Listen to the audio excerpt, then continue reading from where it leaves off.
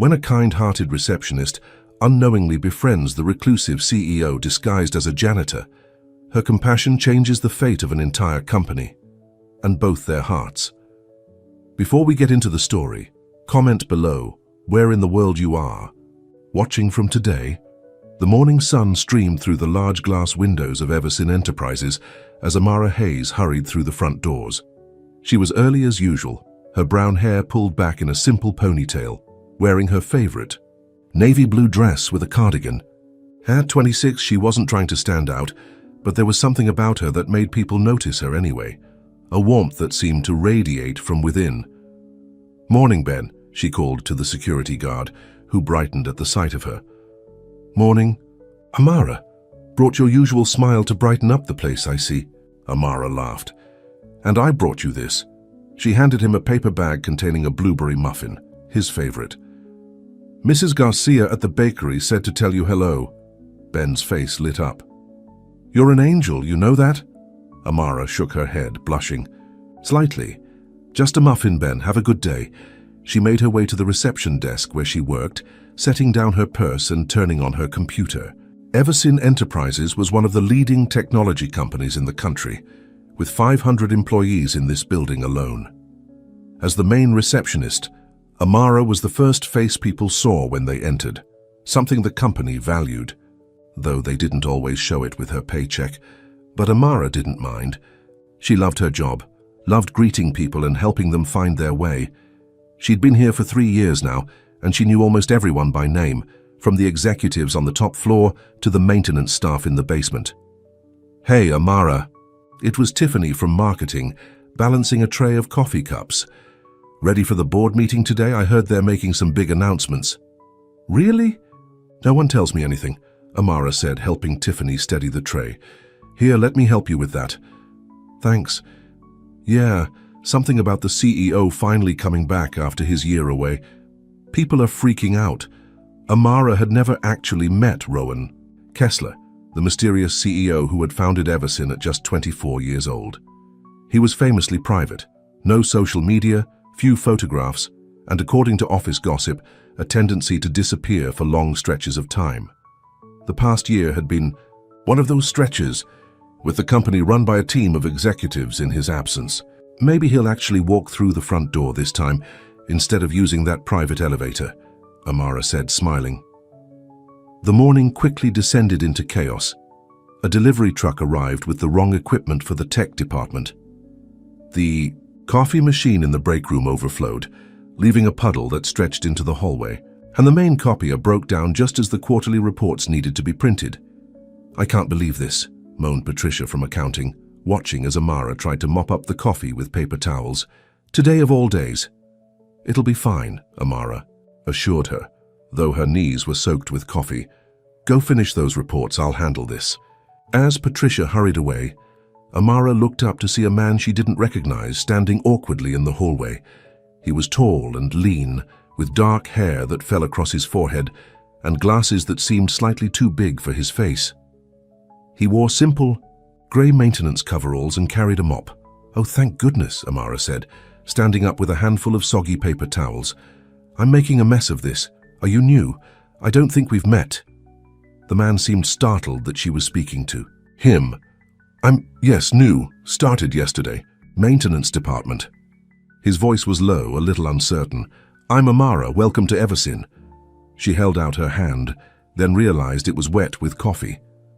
"Sorry, bit of a disaster today." To her surprise, he took her hand anyway, a small smile crossing his face. "I'm Rob," he said, "and this is actually my job, so—" He gestured to the mop. "Right, of course. I'll get out of your way." But instead of leaving, Amara grabbed some more paper towels. As the new janitor mopped, she helped pick up scattered sugar packets and stir sticks. He kept giving her curious glances. "You don't have to help," he finally said. "I know, but why not?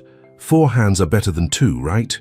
He seemed about to say something else when Patricia returned, looking frazzled. "Amara, there you are. The phones are ringing off the hook and now the printer's jammed. Can you please come back to your desk?" Amara sighed. "Coming, sorry," she said to Rob. "Duty calls. Thanks for helping with this mess." He nodded. those intense eyes still watching her with an expression she couldn't quite read. The rest of the morning was a blur of phone calls, deliveries, and problem-solving.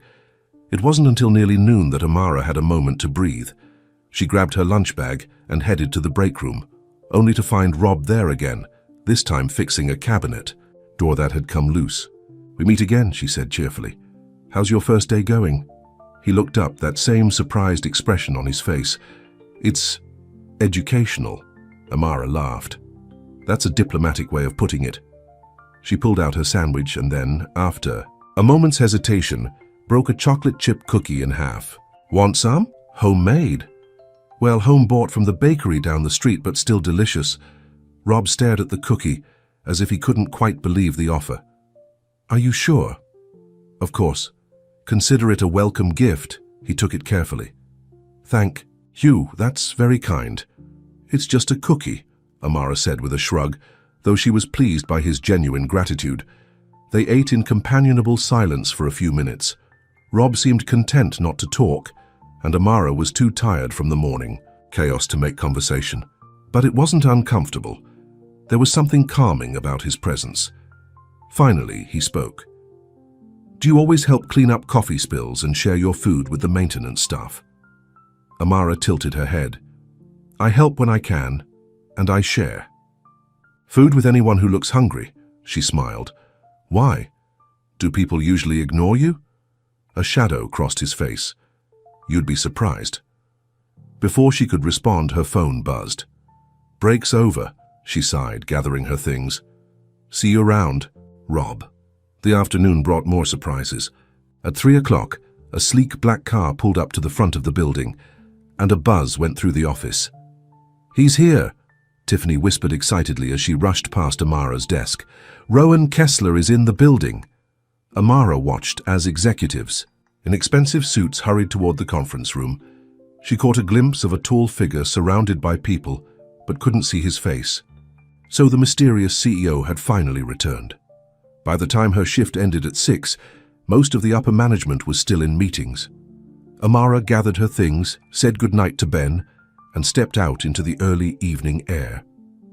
She was halfway to the bus stop when she realized she'd left her phone charger at her desk. The building was quieter now as she made her way back to reception. As she rounded the corner, she was surprised to see Rob still there, mopping the marble floor of the lobby. "Late shift?" she asked. He looked up, and she thought she saw a flash of pleasure in his eyes before he nodded. "Lots to clean. Big day." "Today." "So I heard. The famous CEO has returned." Amara grabbed her charger from her desk drawer. "Not that any of us regular people got to see him." Rob's mop paused. "Would you want to see him, I mean?" Amara considered the question. "I don't know, maybe. Just to see what all the fuss is about. They say he's brilliant, but difficult." "Difficult how?" There was an edge to his question. "Oh, you know what they say about tech geniuses? All brains, no people skills," she smiled. "Though I shouldn't gossip about the boss, especially on your first day." Rob resumed mopping. What if he's just private? Maybe being in charge. Is harder than people think." "Maybe," Amara agreed. "I try not to judge people I've never met. For all I know, he could be perfectly nice." She headed for the door. "Good night, Rob. Don't work too late." "Amara," he called after her. When she turned, he seemed to struggle with what to say. "Thanks for the cookie and for seeing me." Something in his voice touched her. "Everyone deserves to be seen, Rob. See you tomorrow." As she walked to the bus stop, Amara thought about the new janitor with the thoughtful eyes and quiet voice. There was something about him, something she couldn't quite put her finger on, but in a good way. Back in the lobby, Rowan Kessler, known to Amara only as Rob, leaned on his mop and watched her go. For the first time in years, he felt a flutter of something he'd almost forgotten. Hope. The next morning, Amara arrived. To find a single donut on her desk. Chocolate frosted, her favorite. No note, no explanation, just a small act of kindness that made her smile. As the week progressed, she found herself looking forward to those brief encounters with Rob. Unlike most people in the building, he seemed to notice the little things she did. How she remembered everyone's coffee orders, stayed late to help visitors find their way, or defended the shy new intern when others made fun of his stutter. How you didn't have to do that, Rob said one afternoon after Amara had stood up to Daniel from sales, who'd been mocking the intern. Amara shrugged. Someone needed to say something. But it might make things awkward for you. Some things matter. More than avoiding awkwardness, she said simply. That weekend, Amara visited her elderly neighbor, Mrs. Peterson, helping her with groceries and spending an hour listening to stories about her late husband. On Monday, when Rob asked about her weekend, she mentioned it casually. You spend your free time helping old ladies with their groceries? He asked, his voice somewhere between amused and amazed. Mrs. Peterson has no family nearby, Amara explained, and she makes the best oatmeal cookies in return. So, that's your secret. You help people for the baked goods, he teased. Amara laughed, surprised by his joke. Rob had been opening up more, showing flashes of wit and warmth beneath his quiet exterior. You caught me. I'm completely self-interested, she joked. Back like something shifted between them after that. Each day, Rob seemed to find reasons to be near reception. They'd share lunch breaks when they could, and Amara found herself telling him things she rarely shared with others, about her dreams of going back to school someday, her worries about her mother's health, her secret passion for painting landscapes that she never showed anyone. And Rob listened, really listened in a way few people ever had. What Amara didn't know was that each night after his shift as Rob ended, Rowan Kessler would ride his private elevator to the top floor, change into an expensive suit, and spend hours in meetings about the future of Everson. The restructuring the executives had been planning during his absence was brutal. Cutting departments, outsourcing jobs, all in the name of efficiency. These people are just numbers to you, he accused his board during one heated meeting. You don't even know who they are. With all due respect, sir, said Victor Hargrove, his chief financial officer, neither do you. You've been gone for a year. Rowan couldn't argue with that, at least not without revealing what he'd been doing for the past 2 weeks. So instead, he began asking for files, learning names and faces, trying to match them with the people he'd observed from behind his janitor's disguise. And always, his thoughts returned to Amara.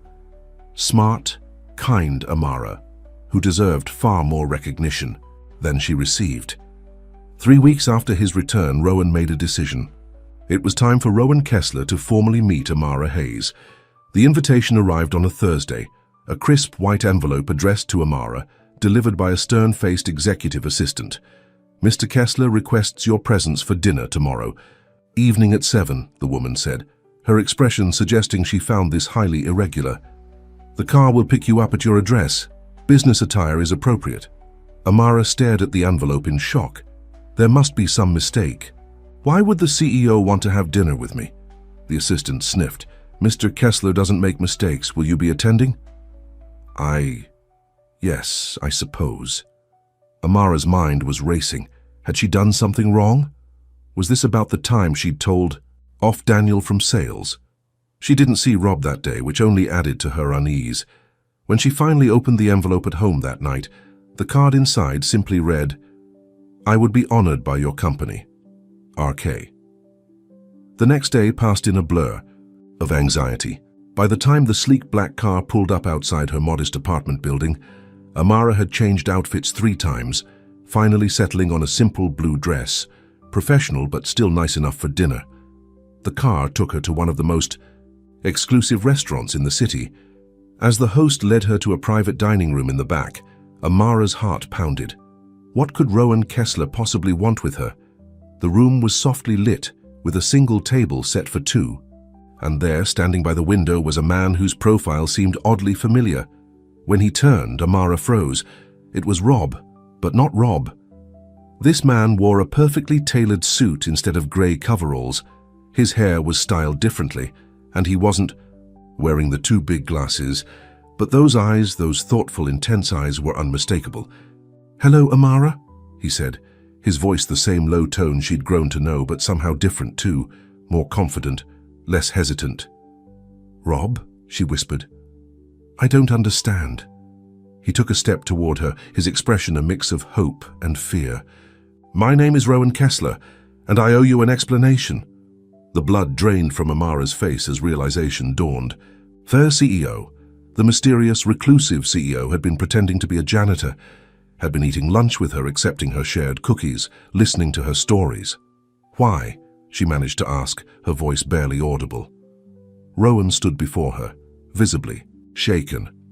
Everything I told you, everything I felt, was real. You're the only one I've met who didn't need to know my name to be kind.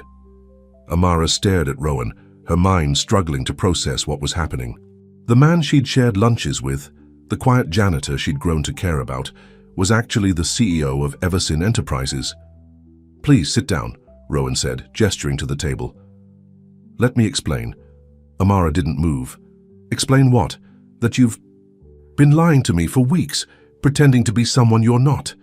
Yes, he admitted, his voice quiet, but not for the reasons you might think. Then why? Her voice shook with emotion. Was this some kind of game to you? See how the little people live? Rowan winced. No, Amara. Never that. He ran a hand through his hair, a gesture she recognized from their conversations in the break room. When I came back from my sabbatical, I wanted to see the company without the filter of presentations and reports. I wanted to know what was really happening when no one thought the boss was watching. Amara crossed her arms. So you spied on us, I observed, he corrected gently. And what I saw changed everything, especially you. Despite her anger, Amara felt herself wavering. She thought of all their conversations, how genuinely interested he'd seemed in her life, her thoughts. Had that all been fake? Sit down, please, Rowan said again. Have dinner with me. If you still want to leave after I've explained, I'll have the car take you home. No questions asked. After a moment's hesitation, Amara sat. A server immediately appeared with water and menus, then discreetly withdrew. I've spent the past year traveling, Rowan began when they were alone, trying to figure out what was missing in my life. I built Eversin from nothing, watched it grow beyond my wildest dreams, but somewhere along the way, I lost sight of why I started it in the first place. Which was, Amara asked, still wary. To create technology that helps people, real people. His eyes held hers across the table. Not just to make money or have power. Amara took a sip of water, trying to reconcile the man before her with the maintenance worker she'd come to know. So you came back and decided to mop floors? A small smile crossed his face. I decided to see my company through fresh eyes. No preconceptions, no one telling me what I wanted to hear. His expression grew more serious. What I found was disturbing. Half the executives don't even know the names of the people working for them. The policies that were implemented while I was gone, they're all about profit, not people. And that surprised you? Amara couldn't keep the edge from her voice. The rumors about the restructuring have everyone terrified they're going to lose their jobs. Rowan leaned forward. Those plans are being reconsidered. Because of what I've seen. Because of you. The server returned with appetizers. Amara didn't remember ordering. After he left, she asked the question that had been burning in her mind. Why me? What made you single me out? Rowan's eyes softened. The first day you were the only person who actually looked at me, who treated me like a human being and not just furniture. He paused. Do you know how rare that is, Amara? To be seen for who you are and not what you represent. Amara thought about that. She had to admit that many of her co-workers barely acknowledged the maintenance staff. But it wasn't just that, Rowan continued. I watched you stand up for that. In turn, when Daniel was mocking him, I saw how you help everyone, regardless of their position. You care, genuinely care, and that's... He seemed to search for the right word. Extraordinary. The sincerity in his voice made something flutter in Amara's chest, but she pushed the feeling away. If you admired these things about me, why didn't you just tell me who you were? Would you have been the same with me if you had known? He challenged gently. Would you have shared your lunch and told me about Mrs. Peterson and your mother and your paintings? Or would you have been careful with every word, every action because I was the CEO? Amara wanted to deny it, but she knew he was right. She would have been different. Everyone was different around. Power. That still doesn't make it okay to deceive me, she said, but her anger was fading, replaced by a complicated mix of emotions she couldn't quite name. "You're right," Rowan nodded. "And I'm sorry for that, more than I can say." He hesitated. "But I'm not sorry I got to know the real you, Amara, and I hope you felt you were getting to know the real me, too, even if you didn't know my full name or title." The main course arrived, steak for him, salmon for her. Somehow he'd remembered her mentioning that she loved salmon, but rarely splurged on it. As they ate, Rowan told her more about his year away, how he'd traveled to remote places, volunteered in communities that had never heard of Everson Enterprises, and gradually realized how disconnected he'd become from the real world. "I was surrounded by people who only told me what I wanted to hear," he explained, "who only showed me what I wanted to see. I needed perspective." "And did you find it?" Amara asked, genuinely curious now. "Some." His smile was rueful. But the real eye-opener was coming back as Rob the janitor, seeing how the other half lives, I guess you could say. By the time dessert arrived, chocolate cake that reminded Amara of the donuts they'd shared, her anger had mellowed into something closer to understanding. Not forgiveness, not yet, but understanding. "So what happens now?" she asked as they lingered over coffee. Rowan's eyes searched hers. "That depends partly on you. Professionally, I want to offer you a promotion." Amara's eyebrows shot up. "A promotion? To what?" "Director of Employee Relations, a new position I'm creating." He leaned forward, his voice earnest. "Everson has lost its way when it comes to treating people right. I need someone who understands the value of every employee, regardless of their position. Someone who leads with heart as well as mind." Amara sat back, stunned. "I'm a receptionist, Rowan. I don't have an MBA or—" "You have something more important," he interrupted. "Integrity, compassion, the ability to see people for who they really are." His gaze was intense. "I need that more than another suit with a business degree." The offer was incredible. Far more money, real influence, a chance to make the changes she'd always wished she could. But there was something else lingering between them, something unspoken. "And personally," she asked quietly, "what happens with us?" Rowan's expression softened. "That's entirely up to you. I've grown to care about you, Amara. More than I expected to. More than I've cared about anyone in a long time." He reached across the table, his fingers stopping just short of hers. "But I understand if the way we met makes that impossible, if you need time, or if you just want to keep things professional." Amara looked at his hand, remembering how different those same fingers had looked holding a mop, how genuine their conversations had felt, despite the deception at their core. "I need time," she finally said. "This is a lot to process." Rowan nodded, withdrawing his hand. "Of course, take all the time you need." The car ride back to her apartment was quiet, both of them lost in thought. When they arrived, Rowan walked her to the door of her building but didn't try to come in. "Thank you for listening," he said, "for giving me a chance to explain." Amara nodded, still conflicted. "When do you need an answer about the job?" "There's no deadline. Think about it."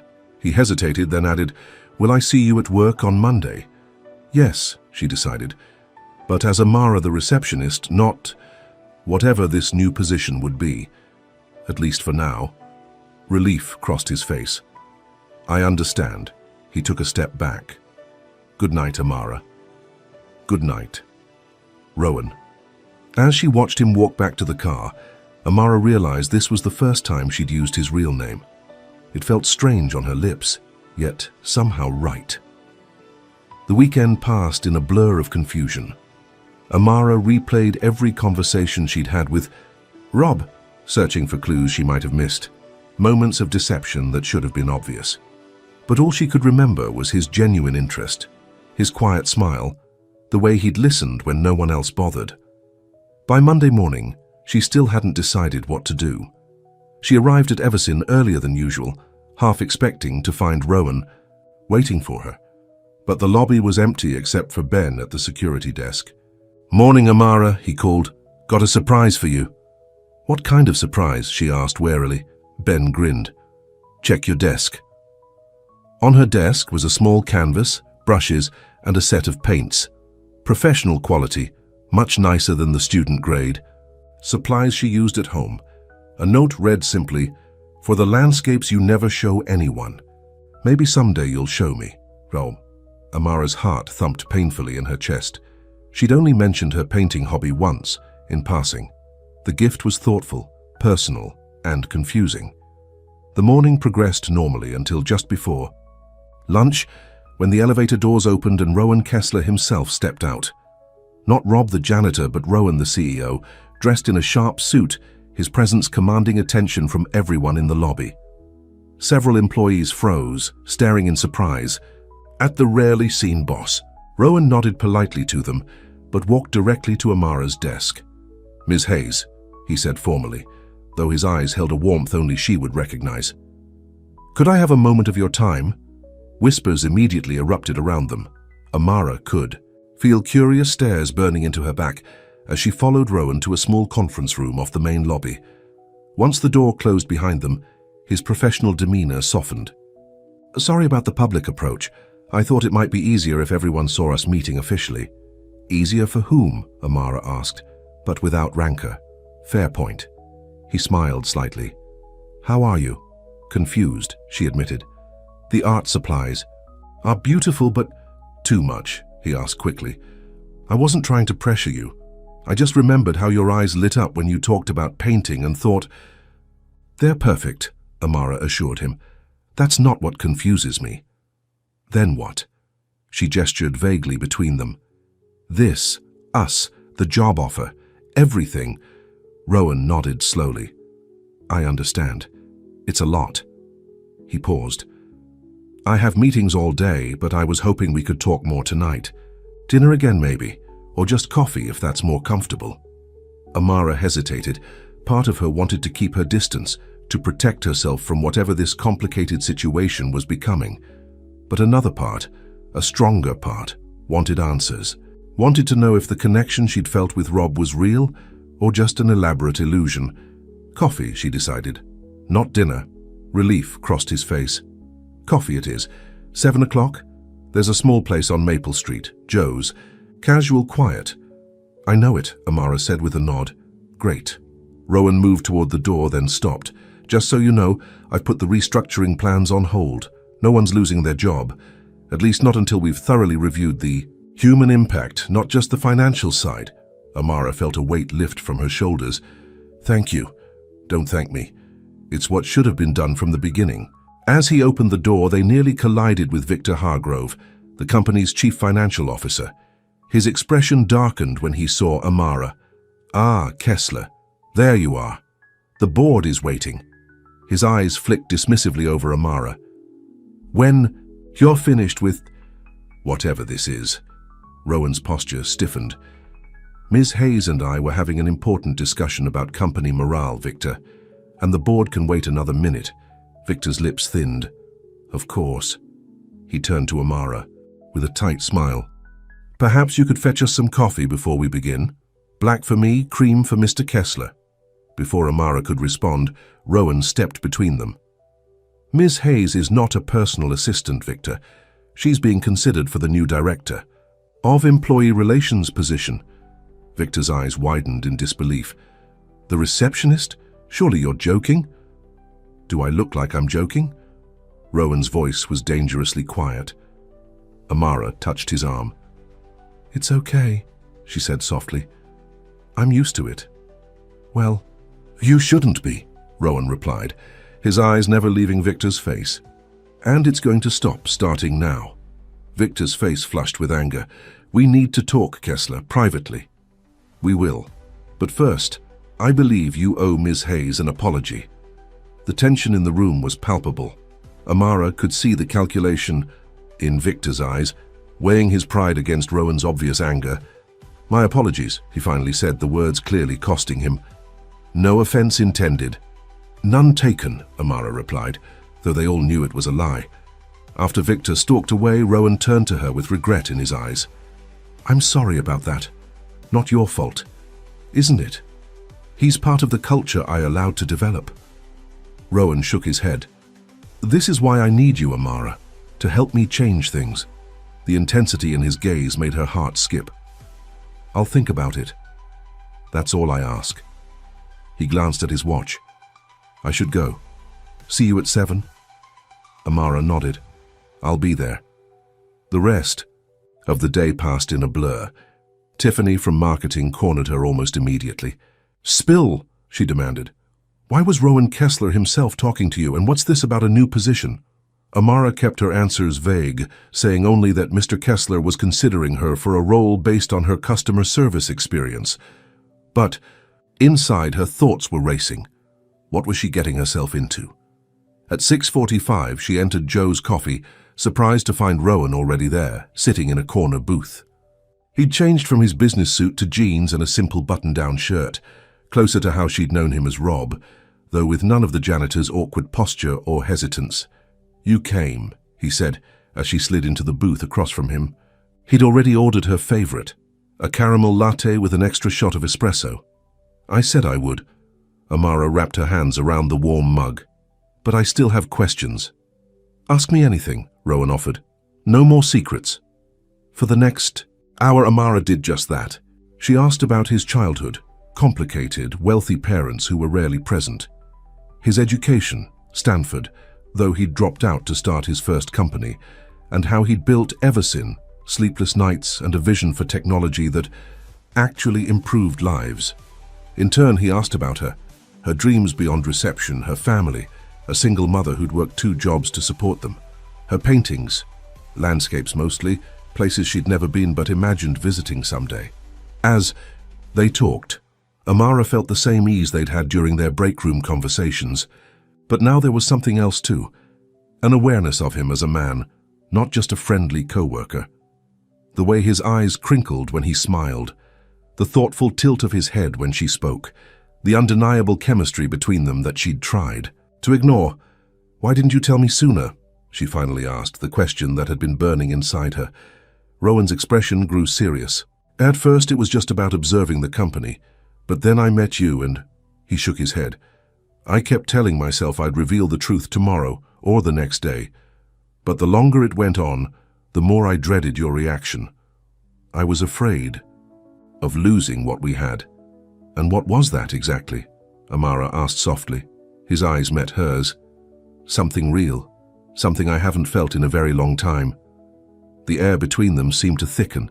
Amara's heart pounded as Rowan's hand moved across the table toward hers. I understand if you can't forgive the deception, he said, but I need you to know that everything else, every conversation, every moment we shared, that was the real me, Amara. More real than I've been with anyone. Before she could respond, the coffee shop door burst open. Victor Hargrove stormed in, his face tight with anger. There you are, he snapped at Rowan. We've been trying to reach you for hours. Rowan didn't move his hand from where it now rested near Amara's. I'm off the clock, Victor. Whatever it is can wait until morning. It most certainly cannot. Victor's eyes flicked dismissively to Amara, then back to Rowan. The board has called an emergency meeting. They're voting on your restructuring freeze. They can't do that without me, Rowan said, his voice hardening. Actually, they can. Your year-long absence triggered the contingency clause. They need a majority, not unanimity. Victor's smile was cold. Perhaps if you'd been paying attention to the company instead of playing dress-up and flirting with the receptionist, you'd have remembered that. Amara felt herself flush with anger and embarrassment. Rowan stood slowly, his expression dangerous. That's enough, Victor. Is it? Victor challenged. The company is losing millions because of your sudden attack of conscience. And for what? So you can impress your new girlfriend. You're out of line, Rowan warned. Victor ignored him, turning to Amara. Did he tell you what this is really about? How he abandoned the company after his fiancée left him for his business partner? How he had some kind of breakdown and disappeared for a year, leaving the rest of us to clean up his mess? Amara looked at Rowan in shock. Fiancée? Pain flashed across Rowan's face. It was over long before I left, Amara. Bianca was... Bianca. Winters? Amara said, the name suddenly clicking into place. The supermodel? Former fiancé, Rowan emphasized. And yes, she's with James Morton now, my former friend and business partner. His jaw tightened. It's old news, Victor, and irrelevant to the current situation. Is it? Victor pressed. Or are you just repeating the same pattern, letting personal feelings cloud your business judgment? He glanced at his watch. The meeting starts in 20 minutes.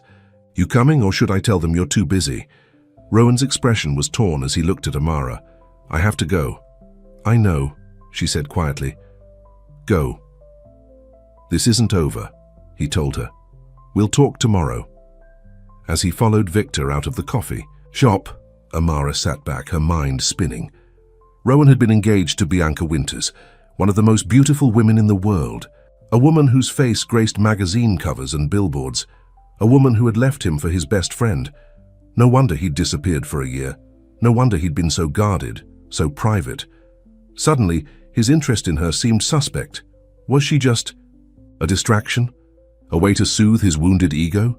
The opposite of the glamorous woman who had broken his heart? By the time Amara got home, doubt had taken firm root in her mind. She tried to remind herself of the genuine connection they'd shared, the way he'd listened to her, valued her ideas, but the image of Bianca Winters' perfect face kept intruding.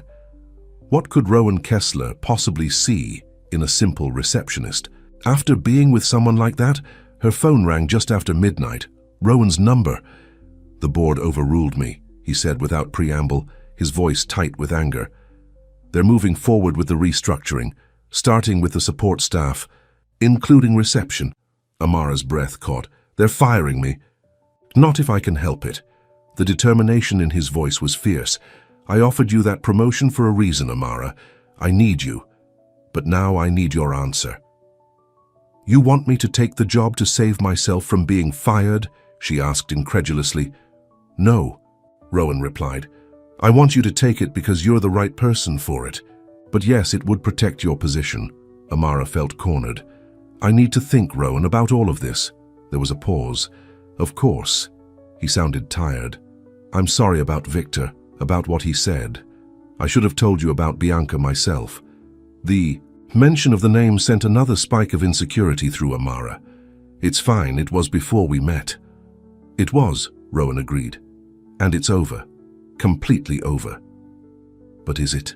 Amara wondered. I'll let you know about the job tomorrow, she said, instead of voicing her doubts. After they hung up, Amara lay awake for hours, torn between her growing feelings for Rowan and her fear that she was making a terrible mistake. The fact that her job now hung in the balance only complicated things further. When morning came, she was no closer to a decision. She dressed for work mechanically, her mind still churning. As she approached the Everson building, she noticed something strange. A crowd had gathered outside, and security guards were checking IDs at the door. What's going on? She asked Ben as she finally made it inside. His expression was grim. They're starting the layoffs today. No warning, no nothing. People are being called up to HR in groups. Amara's stomach dropped. Already? But Rowan, Mr. Kessler said, apparently the board outvoted him, Ben said, shaking his head. It's a bloodbath. Amara hurried to her desk, her heart racing. Her phone was already ringing. Amara.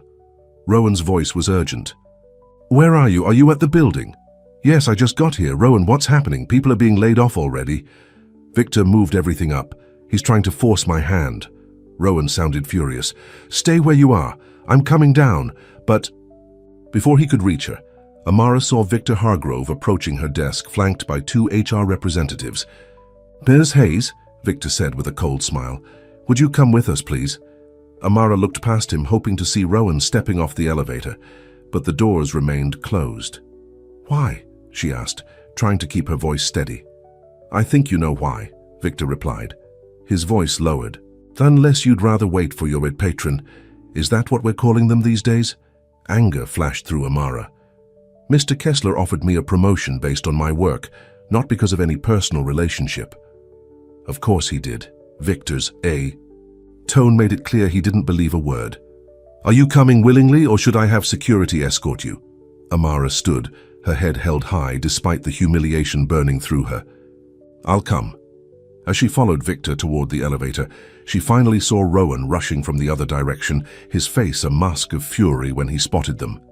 Victor, he shouted, stop this right now.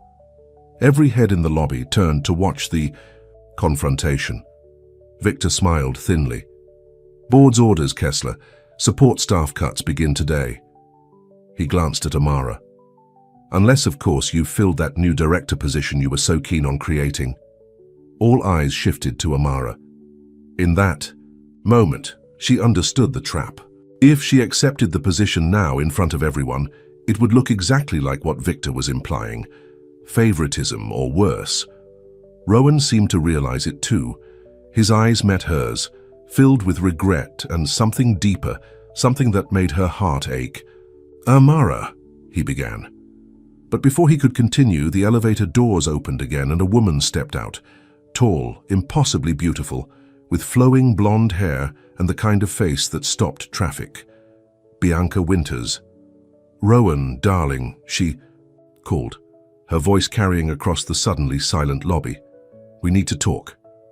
The entire lobby fell silent as Bianca Winters glided toward Rowan, her designer heels clicking against the marble floor.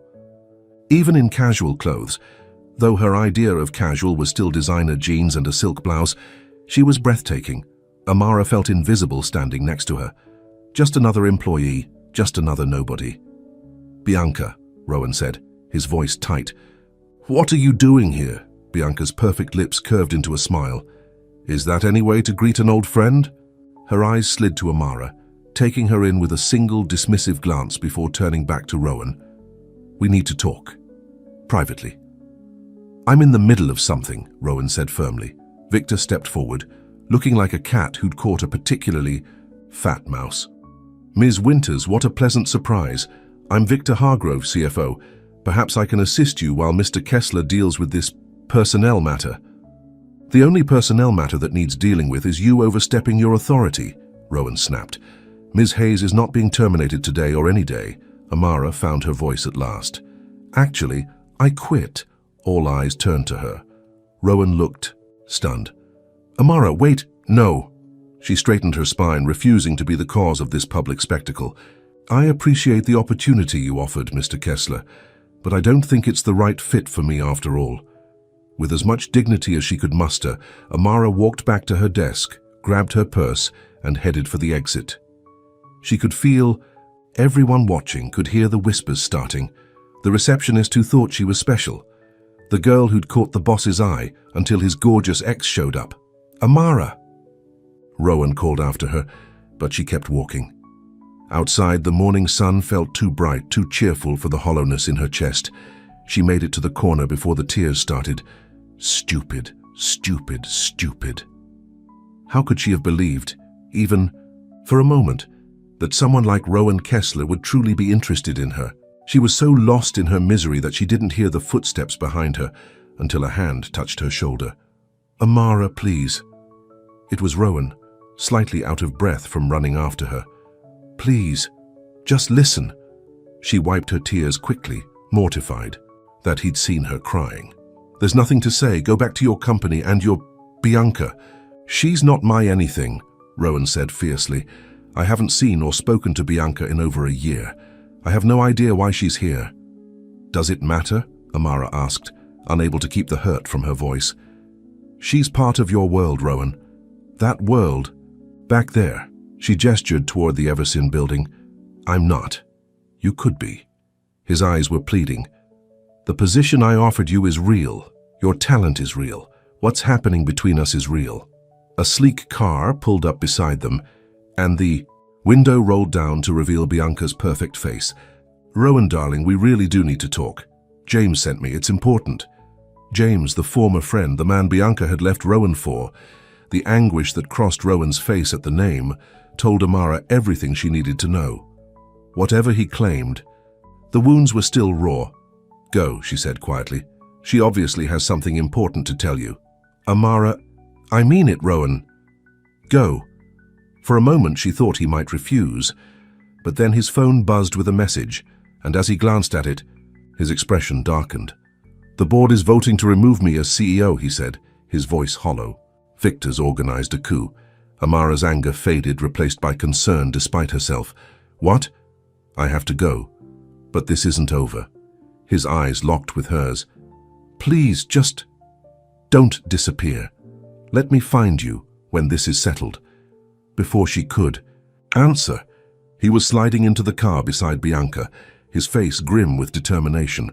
Amara watched the car pull away, feeling as though something precious had just slipped through her fingers. Quite the morning show. She turned to find Tiffany from marketing standing behind her, an expensive camera around her neck. Amara had forgotten that photography was Tiffany's side hustle. "What are you doing out here?" Amara asked, suddenly wary. Tiffany shrugged. "Got a tip that something interesting was going down at Everson today. Didn't expect a love triangle with the CEO. Though, that's tabloid gold." Amara felt sick. "You're selling this story?" "Why not? Celebrity magazines pay big for dirt on Bianca Winters, and her showing up at her ex's company makes for juicy gossip." Tiffany's smile faltered at Amara's expression. "Hey, it's just business, nothing personal." "It is to me," Amara said quietly. Tiffany studied her for a moment. "You really care about him, don't you? It's not just about the job or the money." Amara looked away. "It doesn't matter now. Maybe it does." Tiffany hesitated, then made a decision. "Look, come have coffee with me. There's something you should know." Still numb from the morning's events, Amara let Tiffany lead her to a nearby cafe. Once they were seated with their drinks, Tiffany leaned forward.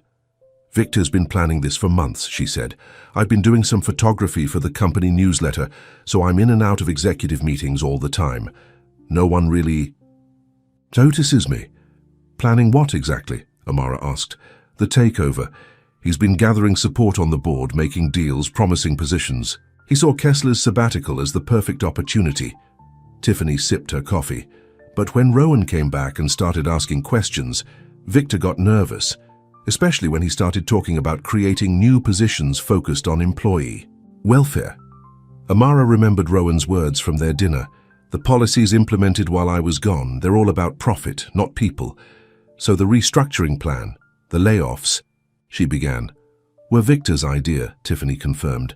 "And when Kessler tried to stop them, Victor decided to accelerate his timeline, push Rowan out completely." "But what does any of this have to do with me?" Amara asked. "Your leverage," Tiffany said simply. "Victor noticed how much time Kessler was spending with you, first as the janitor and then as himself. He's using you to discredit Rowan, make it look like he's making business decisions based on personal interests." Amara's face burned with humiliation. "That's why I quit. I won't be used like that." "Quitting might be exactly what Victor wants," Tiffany pointed out. "It removes you as a complication and makes Rowan look bad, the CEO who couldn't even keep his girlfriend from walking out." "I'm not his girlfriend," Amara protested weakly. Tiffany's eyebrow arched. "Aren't you? Maybe not officially, but I've seen the way he looks at you. And more importantly, I've seen the way you changed him." "What do you mean?" "The Rowan Kessler who left a year ago was cold, distant, brilliant, but removed. The man who came back was different." Tiffany shrugged. "People noticed. And then they noticed you were often nearby when he smiled, when he actually listened instead of just waiting for his turn to speak." Amara didn't know what to say. She hadn't realized others had seen the connection between them. "So what happens now?" she finally asked. "That depends," Tiffany said. "Do you want to let Victor win, or do you want to fight for what matters?" The question hung between them, challenging Amara to define exactly what or who mattered to her. Back at Everson, Rowan faced the board of directors with Bianca surprisingly at his side. Victor sat at the opposite end of the table, his expression smug. "The numbers speak for themselves," Victor was saying. "Rowan's emotional decisions are threatening the company's financial stability. We need leadership focused on shareholder value, not social experiments." "Is treating employees with basic dignity a social experiment now?" Rowan asked, his voice dangerously calm. "You abandoned the company for a year," one of the board members pointed out, "and since your return, you've been distracted, unfocused." "I've been seeing the company clearly for the first time," Rowan countered, "and what I've seen disturbs me. We've lost sight of our original mission." "Your mission, perhaps," Victor said dismissively. "The rest of us are focused on growth. Growth at any cost isn't sustainable," Rowan argued, "and neither is a company culture built on fear and disposability." Victor's smile was cold. "Save the sentimentality for your girlfriend." "Oh wait, she quit, didn't she?" Rowan's fists clenched, but before he could respond, Bianca spoke up. Actually, I think Rowan's perspective is exactly what Everson needs right now. All eyes turned to her in surprise. That's why James sent me. James? Rowan echoed, confused. What does he have to do with this? Bianca pulled a folder from her designer bag. Quite a lot, actually. James has been tracking Victor's activities for months. She slid the folder across the table. Including his conversations with your competitors about selling company secrets once he gained control. The room erupted in chaos. Victor's face drained, of color. That's a lie. You can't prove... Actually, we can, Bianca interrupted smoothly. James may have borrowed your company, Rowan, but he never wanted to see it destroyed, especially not by someone like him.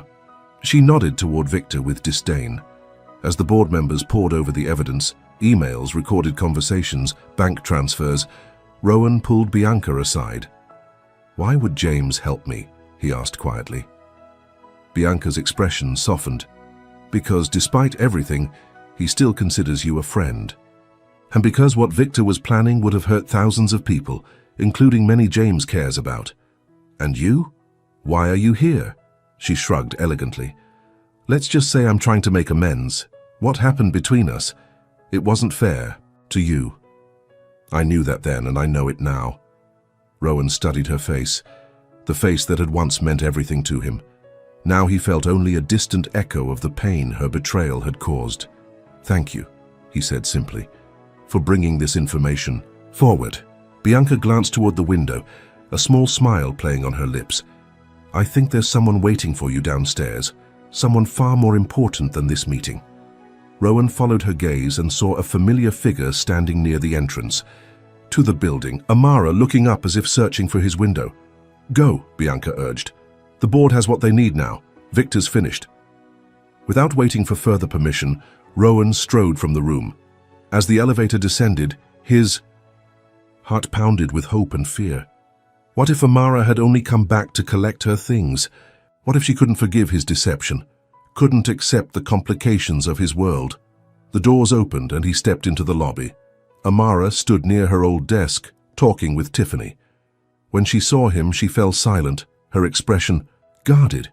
Rowan crossed the space between them, aware of the curious eyes watching but no longer caring. You came back, he said simply. I heard there might be a job opening, Amara replied, her voice careful. Director of Employee Relations. Relief flooded through him. The position is still available, if you want it. I do. She met his gaze steadily. But not because I need rescuing, and not because we have whatever this is between us. Then why? Because it's work that matters, she said, and because I'm good at seeing people for who they really are. A tentative smile crossed Rowan's face.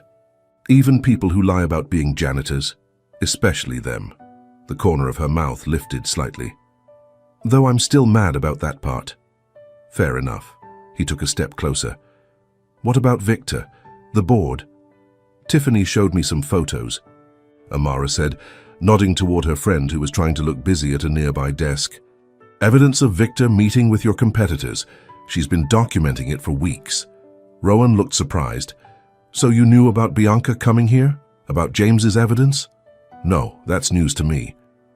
Amara's expression clouded at Bianca's name. I just knew I couldn't let Victor win. Not if it meant the company would become exactly what you've been fighting against. The emotion in her voice, her passion for the principle, not just for him, made Rowan's heart swell. This was why he'd fallen for her. Not just her kindness, but her conviction. Amara, He was interrupted by the arrival of security, escorting a furious Victor toward the exit. This isn't over, Kessler, Victor shouted. You can't prove anything. Actually, we can, Rowan replied calmly. And it is over, Victor. For you, at least. As Victor was led away, employees began to gather, confusion and hope mingling on their faces. Rowan took a deep breath and turned to address them. The restructuring plan is officially cancelled, he announced. No one is losing their job today. In fact, in the coming weeks, we'll be reviewing salaries and benefits to ensure everyone at Everson is valued appropriately. A murmur of surprise and relief spread through the crowd. Rowan continued, his voice growing stronger. I've been away too long, and in my absence the company lost its way, but that ends now. His eyes found Amara's. With the help of our new Director of Employee Relations, we're going to rebuild Everson into the kind of company where every person matters, where we lead with heart as well as mind. The employees broke into applause. As they dispersed, returning to their work with renewed spirits, Rowan turned back to Amara. "I meant every word," he said quietly, "but I can't do it without you." "As an employee?" she asked. "Or as something else?" Rowan took her hand, no longer caring who saw. "Both, if you'll give me another chance." Amara looked at their joined hands, his now uncalloused fingers entwined with hers. She thought of all the lies, the complications, the worlds that separated them. But she also thought of the quiet man who had shared her lunches, who had seen her when no one else bothered to. "Look, it won't be easy," she warned. "People will talk. Let them." His voice was firm. "I spent a year hiding from the world, Amara. I don't want to hide anymore, especially not from you." "What about Bianca?" The question slipped out before she could. "Stop it. Bianca is my past," Rowan said. "A closed chapter. If you're willing, I'd like you to be my future." Before Amara could respond, the elevator doors opened again and Bianca herself stepped out. She spotted them immediately and walked over, her smile knowing. "Well, this looks promising," she said, glancing at their joined hands. Amara tensed, but to her surprise, Bianca's expression held no malice, only a hint of wistfulness. "I should thank you," Bianca said to Amara, "for helping him find his way back." "I didn't do anything," Amara replied honestly. "You did everything," Bianca countered. "You saw him. The real him, not the title or the bank account." She turned to Rowan. "Hold on to this one. She's worth more than all the rest of us combined." With that, she kissed Rowan lightly on the cheek, a goodbye, not a promise, and walked toward the exit, turning heads as she went. When she was gone, Amara let out a breath she hadn't realized she was holding. "That was unexpected." "Bianca has her moments," Rowan said, "though that might be the first time she's ever put someone else's happiness before her own." "Maybe people can change," Amara suggested. "I know they can." Rowan's eyes were tender. As they met hers, "You changed me." The words touched something deep within her, dissolving the last of her resistance. Perhaps it was foolish to trust him after everything, to believe that a man with his wealth and power could truly want someone like her. But her heart, which had always guided her true, told her this was real. "So what happens now?" she asked, echoing the question she'd asked at their first dinner. "Now," Rowan said, a smile spreading across his face, "I take you to dinner. A proper dinner with no secrets between us. And then," he hesitated, "and then we see where this leads. Together."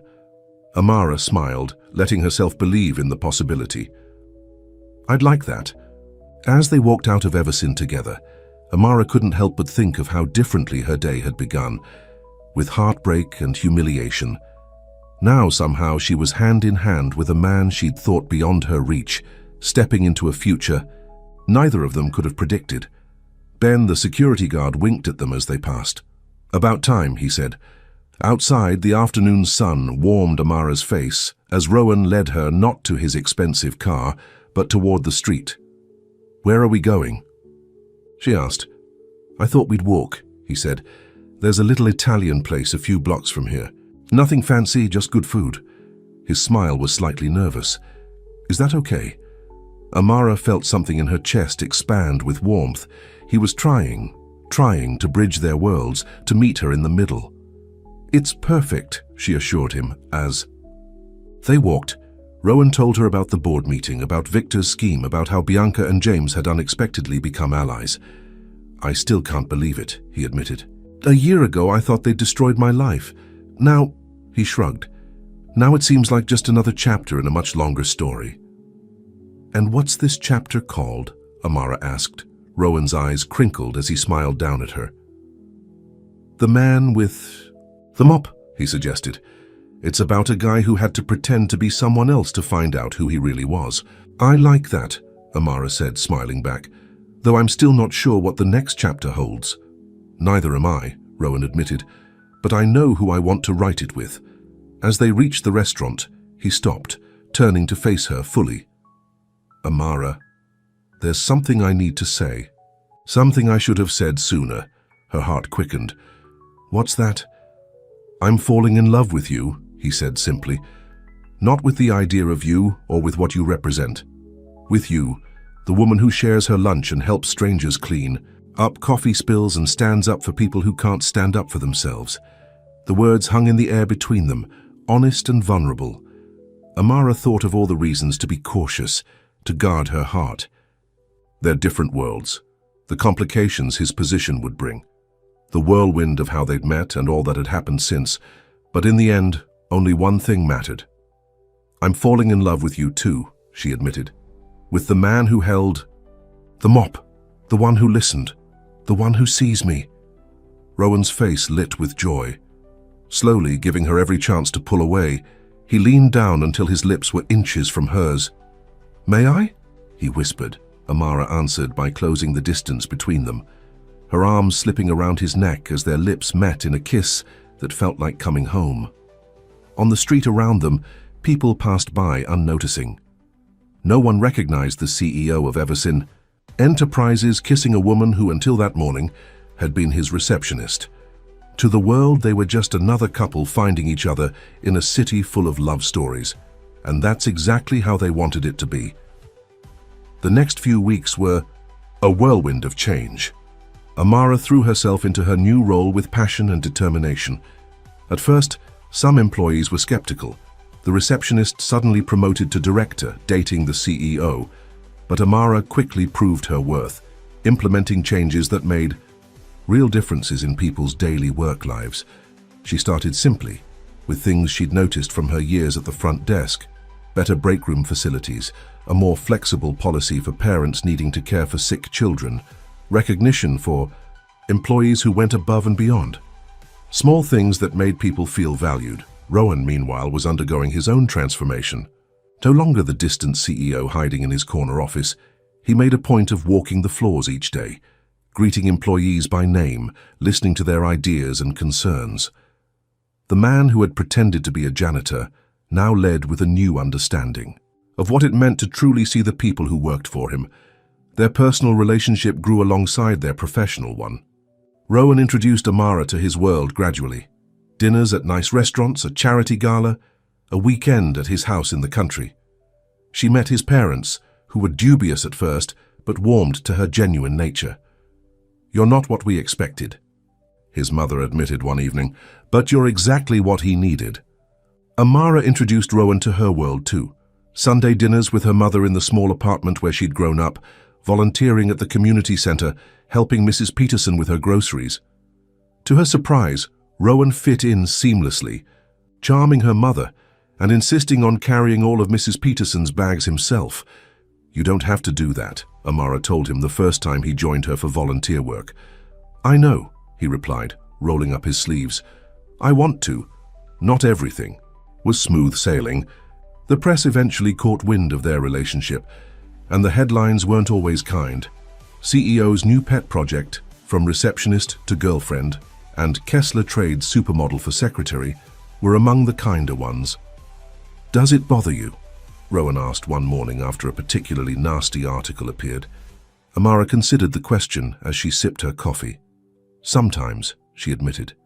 "Not for me, but for you. I worry about damaging your reputation," Rowan laughed. "My reputation? Amara, you're the best thing that's ever happened to me, personally and professionally. Everson's employee satisfaction scores have risen 30% since you took over. Productivity is up. Turnover is down. Anyone who thinks you're not qualified for your position hasn't been paying attention." His faith in her was unwavering, and with time, Amara found herself believing it too. She was good at her job, not because of her relationship with Rowan, but because she genuinely cared about making Everson a place where everyone felt valued. 6 months after that first kiss outside the Italian restaurant, Rowan took Amara back to where it all began, the break room where they'd first shared lunch. He'd arranged for it to be empty, decorated simply with flowers and candles. "What's all this?" Amara asked, laughing as he pulled out a chair for her at the small table. I thought we should commemorate an important anniversary, Rowan explained, sitting across from her. 6 months ago today, you gave a new janitor half your cookie and changed both our lives, Amara said softly. Exactly. Rowan's eyes were tender as he reached across the table for her hands. I've been thinking a lot lately about that day, about how one small act of kindness can alter everything. Amara smiled. It was just a cookie. It was more than that, and you know it. Rowan's expression grew serious. You saw me, Amara, not the CEO, not the billionaire, just me. And in seeing me, you helped me remember who I really was. He reached into his pocket and pulled out a small box. Amara's breath caught as he opened it to reveal a ring, not ostentatiously large but beautifully designed, with a diamond surrounded by smaller sapphires the color of her eyes. Rowan, she whispered. I had a whole speech planned, he said, his voice slightly shaky, about how much I love you, how you've changed my life, how I never want to be without you. But I think it all comes down to this. You're the only person I've ever met who loves me for exactly who I am. Not what I own or what I can provide, just me. He slid from his chair to one knee, still holding her hands. Amara Hayes, will you marry me? Will you keep seeing me, the real me, for the rest of our lives? Tears filled Amara's eyes as she looked at the man before her, the man she'd first known as a janitor with a mop, the man who'd become the love of her life. Yes, she said, her voice breaking with joy. Yes, I'll marry you. As he slipped the ring onto her finger and pulled her into his arms, Amara thought about the journey that had brought them here, from deception to truth, from separation to union, from two people who seemed worlds apart to a couple creating a new world together. So I love you, Rowan whispered against her hair, every day more than the day before. I love you too, Amara replied. The man with the mop, the man in the suit, and every version in between. And in that moment, in the simple break room where their story had begun, they sealed their future with a kiss that promised forever. 1 year later, the gardens of the Kessler estate were transformed. White roses and blue hydrangeas lined the pathway, leading to an elegant white arch overlooking the lake. Rows of white chairs were filled with guests, some in designer clothing, others in their Sunday best, all gathered to witness the union of Rowan Kessler and Amara Hayes.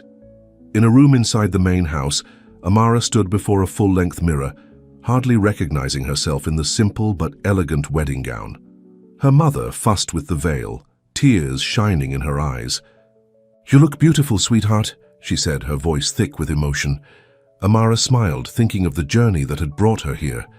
I can't believe this is happening, she admitted. Sometimes I still expect to wake up and find it was all a dream. Not a dream, her mother assured her. Just a love story, one of the good ones. There was a knock at the door and Tiffany peeked her head in.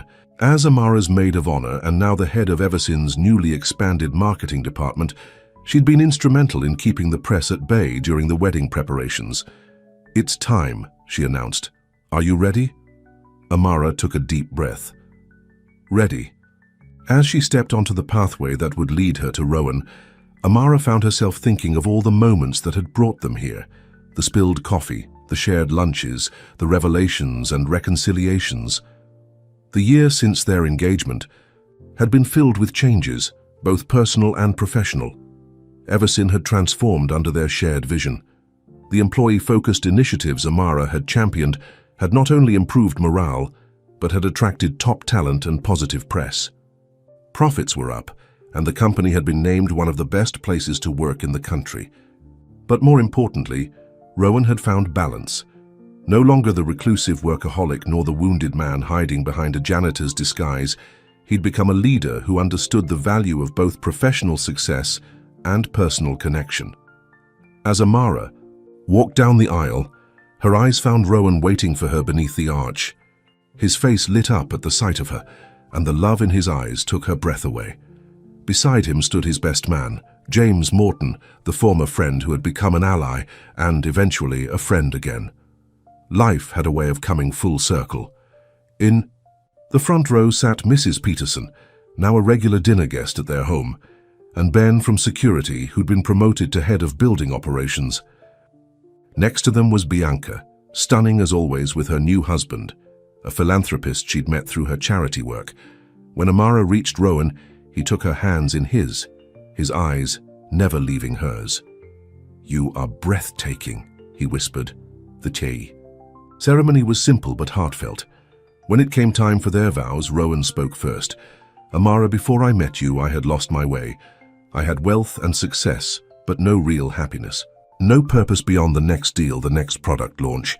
His voice was steady but filled with emotion. "You showed me what really matters. Your kindness, your integrity, your ability to see the good in everyone. These things changed me. Changed my life." He squeezed her hands gently. "I promise to spend every day trying to be the man you believe I am.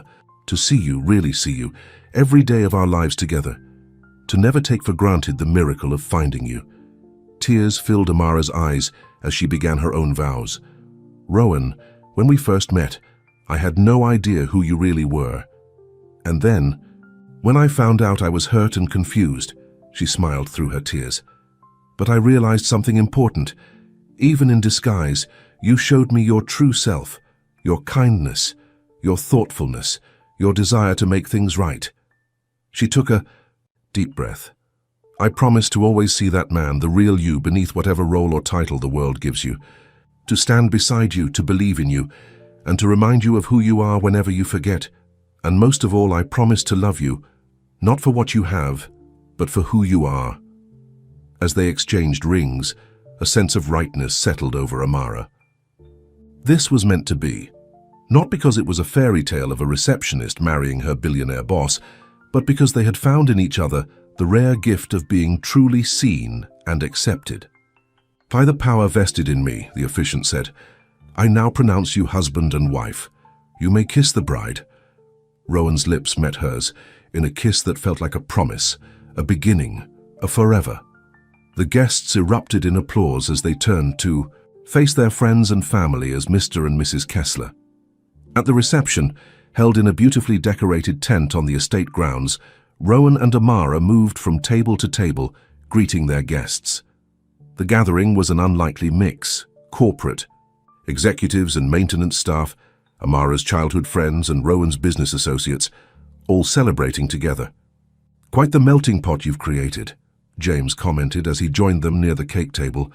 "Not many weddings where the janitor sits at the same table as the CFO." Rowan laughed. "That's Amara's influence. She doesn't see titles, just people." "It's good for you," James said, his expression becoming more serious. "All of this, she's good for you." He glanced at Amara. "You know, I've known this guy for 15 years, and I've never seen him this happy." "The feeling is mutual," Amara replied, squeezing Rowan's hand. As James moved away to join Bianca on the dance floor, Rowan pulled Amara into a quiet corner of the tent. "Happy?" he asked, his arms encircling her waist. "More than I ever thought possible," she assured him. "There's something I've been wanting to tell you," Rowan said, his expression a mix of excitement and nervousness. "I was going to wait until after the honeymoon, but I can't hold it in anymore." Amara tilted her head. "What is it?" "You know that community center where you volunteer, the one that's been struggling for funding?" "Yes," Amara said cautiously. They'd discussed making a donation, but Rowan's expression suggested something bigger. "I bought the building," he announced, "and the 2 adjacent properties. We're going to expand it, create a proper community hub with after-school programs, job training, elder care, everything the neighborhood needs." Amara stared at him in shock. "Rowan, that must have cost millions," he shrugged. "Money well spent. But here's the best part. I want you to run it." "Me?" Amara's eyes widened. "But my position at Everson—" "Will be there if you want it," Rowan assured her. "But I've seen how passionate you are about that community, how much you care about Mrs. Peterson and the others who live there. This would be your project, your vision, a chance to make an even bigger difference." Amara was speechless.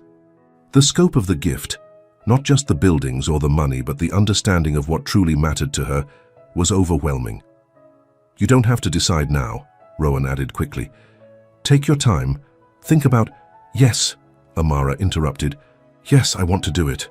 Rowan's face lit up. "Really? Really?" She wrapped her arms around his neck. "You know me so well, don't you? You always see what I need even before I do." "I pay attention," he said simply. "The way you taught me to, As they rejoined the celebration, Amara felt a sense of purpose and belonging that went beyond the fairy tale wedding, beyond the unlikely love story. Together, they had built something real, a partnership based on mutual respect and understanding, on seeing each other's true selves and loving what they saw. Later, as they swayed together for their first dance as husband and wife, Rowan whispered in her ear, "I have a confession to make." "Another one?" Amara teased. "Should I be worried?" "No," he laughed softly. "It's just that first day when I spilled the coffee and you helped me clean it up. I spilled it on purpose." Amara pulled back to look at him. "You did?" Rowan nodded, a little sheepish. "I wanted an excuse to talk to you. You'd smiled at me when I walked in, and it was the first genuine smile anyone had given me in months. I needed to know if you were real." "So our entire relationship is based on a staged coffee spill?" Amara asked, pretending to be scandalized. "And a shared cookie," Rowan reminded her. "Don't forget the cookie, that was all you." Amara laughed, shaking her head in amazement. "We have the strangest love story." "The best love story," Rowan corrected, drawing her close again as they continued to dance. The man with the mop and the woman who saw him anyway. 2 years later, the Everson Community Center was alive with activity. Children laughed in the playground area, teenagers huddled over computers in the tech lab, and seniors gathered for their weekly art class in the sunny East Wing. In the center's main office, Amara sat at her desk, reviewing the budget for the upcoming quarter. The past 2 years had been a whirlwind of activity as she'd transformed Rowan's gift into a thriving hub for the neighborhood. The center now served over 500 people weekly, offering everything from meals for the elderly to job training for young adults. A knock at her door made her look up. Rowan stood there, his tie loosened after a day at Everson, a smile on his face and a small wrapped package in his hand. "How's my favorite community organizer?" he asked, leaning down to kiss her cheek. "Busy but happy," Amara replied, returning his smile. "How's my favorite CEO?" "The same." He placed the package on her desk. "I brought you something." Amara raised an eyebrow. "It's not our anniversary."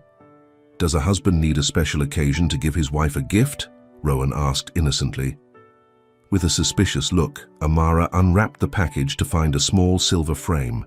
Inside was a photograph she'd never seen before, a somewhat blurry image of her behind the reception desk at Everson, smiling as she handed a coffee to someone off camera. "What's this?" she asked, puzzled.